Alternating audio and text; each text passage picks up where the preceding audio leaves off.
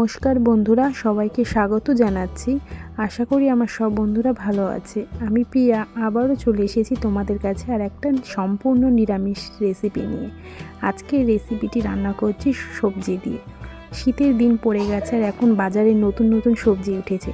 তার মধ্যে থেকেই আজকে সিম নিয়েছি আর ফুলকপি নিয়েছি, আর রয়েছে ধনেপাতা। চলো বন্ধুরা, রেসিপিটি শুরু করা যাক। আলু, ফুলকপি, সিমকে ভালো করে কেটে ধুয়ে আলাদা আলাদা ভাগে ভাগ করে রেখেছি। আর কড়াইটা ভালো করে গরম করে প্রথমে আলুগুলোকে ভেজে নিচ্ছি। তেলটা একটু বেশি পরিমাণে দিয়েছি। একটু ছাকা তেলে সব সবজিগুলোকে ভেজে নেব, কিন্তু আলাদা আলাদা করে। প্রথমে আলুটাকে ভেজে নিচ্ছি, ততক্ষণ কাঁচা লঙ্কাটা কিন্তু শিলপাটাতে বেটে নিলাম। আলুটা বাদামি বাদামিভাবে ভাজা হয়ে গেছে। এবার আলুটাকে তুলে নিয়ে ওর মধ্যে ফুলকপিগুলোকে দিয়ে দিলাম। ওই একই রকমভাবে ফুলকপিটাও ভেজে নেব।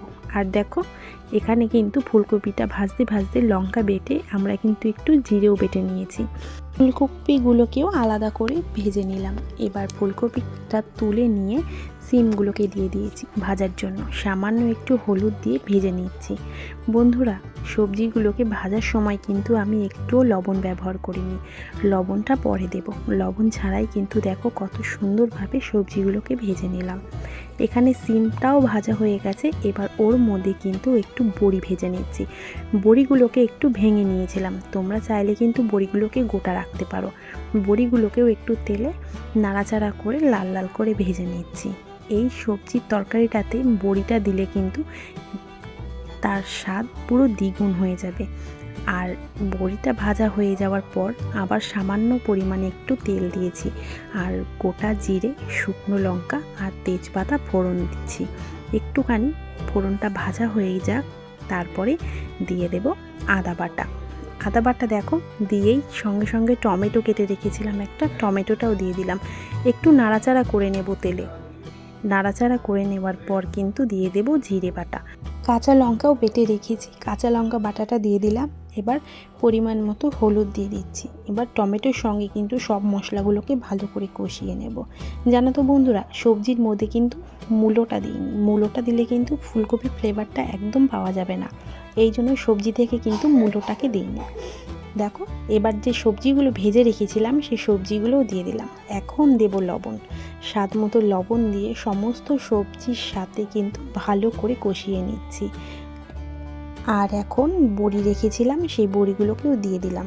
এবার ভালো করে কষিয়ে নেব। সব সবজি যখন ভেজে ভেজে তুলে রেখেছিলাম, এই জন্য কিন্তু তেলের পরিমাণটা কম দিয়ে তারপরে সবজিগুলো দিয়ে দিলাম। সবজির গায়েও তো অনেক তেল ছিল, ওটা কিন্তু তরকারিতে ঠিক বেরিয়ে যাবে। এবার জল দিয়ে আবার একটু নাড়াচাড়া করে দিচ্ছি। সব সবজিগুলো কিন্তু ভাজা হয়ে গেছে, তাই আমরা অল্প পরিমাণে জল দিয়ে ঢেকে দিলাম।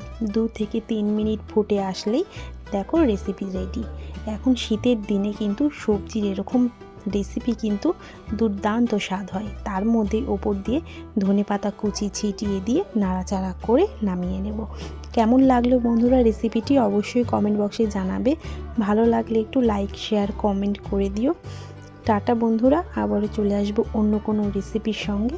দেখো রেসিপিটি কতটা কালারফুল হয়েছে, তাই না বন্ধুরা? নিরামিষের দিনে এই রেসিপিটি থাকলে আর কিছুই লাগবে না। টাটা বন্ধুরা।